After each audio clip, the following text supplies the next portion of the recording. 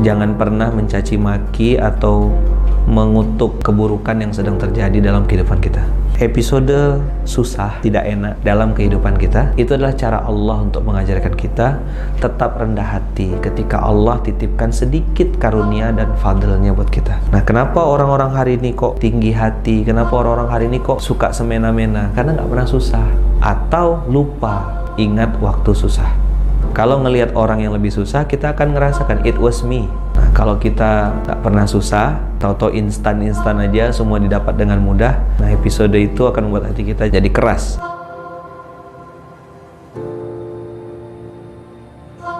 Karena udah nggak dapat uang dari situ, dari guru ngaji, di situ saya ingat betul pas saya pasang helm, sudah mulai berlinang air mata, saya bersumpah saat itu. Saya bilang, ya Allah, jadikan hari ini hari terakhir saya berharap kepada manusia. Saya salah ya Allah. Jadi saya pulang tuh naik motor tuh udah kayak orang apa, basah aja air mata tuh. Udah nggak tahu mau kemana. Karena kan mau pulang, nggak tahu, nggak ada bawa duit, ya kan? Susu anak juga ini. Akhirnya jalan saya dari daerah Ampang, naik motor, saya jalan kosong, hampa, perut lapar, duit habis, ya kan?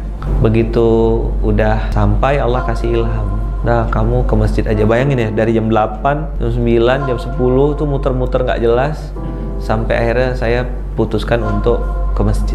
Ada nama masjidnya tuh di daerah Cokit, di tengah-tengah kota Kuala Lumpur. Ada masjid namanya Masjid Kampung Baru.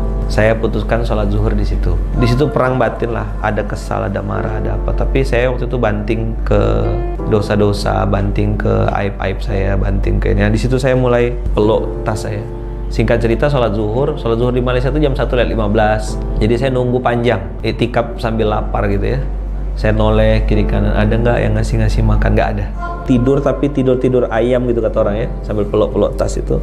Sambil doanya tuh udah doa orang yang, ya Allah tolong beli dagangan saya gitu. Qomat, sholat, ya kan? Selesai sholat saya doa itu lagi. Saya peluk tas, tolong belilah dagangan saya. Nggak muluk-muluk, saya minta ya Allah 40 ringgit aja. 10 ringgit untuk beli susu anak, 30 ringgit untuk beli popok. Ya amanal aminin, aminna mimma nakhaf. Wahai yang memberikan keamanan, amankanlah kami dari apa yang kami takuti. Ya amanal aminin, salimna mimma nakhaf. Selamatkanlah kami dari apa yang kami takuti. Ya amanal aminin, najjina mimma nakhaf. Tolong selamatkan kami, lepaskan kami dari apa yang kami takut. Nah, saya waktu itu masih paham bahasa Arab lah ya. Alhamdulillah, walaupun nggak baca Quran berapa tahun itu, masih paham sedikit-sedikit. Nah, wirid itu saya jadikan bacaan juga gitu. Ya Allah, saya bilang, saya ini mau balik, bawa pulang uang. Nggak lama setelah saya nangis kan, netesin air mata, minta dibeli sama Allah. Tolong belilah dagangan saya, Allah tolong beli. Handphone saya bunyi, kering gitu. Wah, ini orang tua angkat saya. Anak beliau tuh adik kelas saya di Gontor, si Arif itu. Abah ini orang Garut, punya bisnis cukur rambut di Malaysia dan sampai sekarang masih ada cukur rambut. Jadi beliau bilang, Lukman lagi di mana? Lagi di Masjid Kampung Baru. Lukman ada bawa toothpaste, odol pasta gigi nggak? Ada Pak, ada. Saya bilang ada. Abah perlu berapa? Beliau bilang, Abah perlu 2. Oh, itu saya nangis langsung, basah. Nangis, tahu kenapa? Karena harga pasta gigi itu 20 ringgit kontan. Saat memutus harapan kepada makhluk, Allah langsung datang.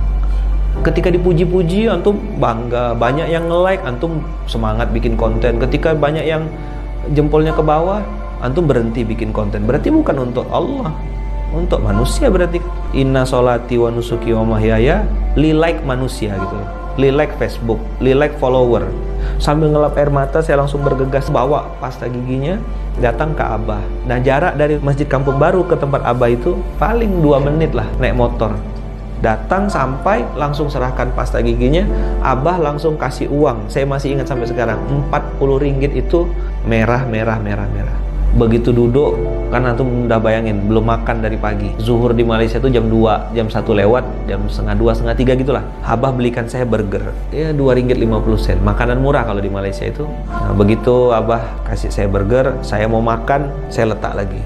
Saya mau makan lagi, saya letakkan lagi. Pas saya mau makan, saya letakkan ke dalam tas, Abah keluar. Ngapa enggak dimakan? Makan dulu. Saya tuh makan burger tuh sambil nangis. Minta maaf. Saya bilang apa? Bunda, saya bilang, Kak Iya, maafkan ayah ya. Ayah harus makan ini. Lapar betul. Dari pagi belum makan, terpaksa. Saya tadi tuh mau bawa balik tuh supaya bisa bagi 2 sama istri. Tapi Abah nyuruh saya makan, dan saya makan lahap. Selesai saya salam tangan Abah, cium tangan, pulang, lalu ke rumah. Beli popok, beli susu, habislah duit itu. 9 ringgit 70 sen harga susunya, masih ada sisa 30 sen.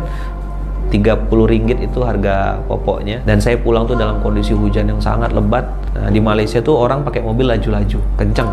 Nah, sambil saya naik motor itu, bawa tas yang udah terlanjur masuk air di dalam tas itu, baju saya basah, jaket saya basah, air mata saya juga basah, jadi kombinasi antara air hujan dengan air mata. Terus beberapa kali mobil yang melewat di samping saya tuh nyiprat, gitu. Basah kan, kotor. Di situ saya pasang niat lagi. Allah, saya bilang, seandainya suatu saat nanti Engkau angkat saya ke permukaan, Engkau munculkan saya nanti suatu saat, ya Allah, saya nggak akan nyiprat orang, saya nggak akan pakai mobil kenceng-kenceng untuk ini. Saya tahu rasanya kena ciprat mobil tuh nggak enak gitu. Jangan pernah menyesali episode susah, karena itu cara Allah untuk mengajarkan kita supaya hati kita hidup. Dicaci maki udah kenyang, dipuji-puji juga kenyang.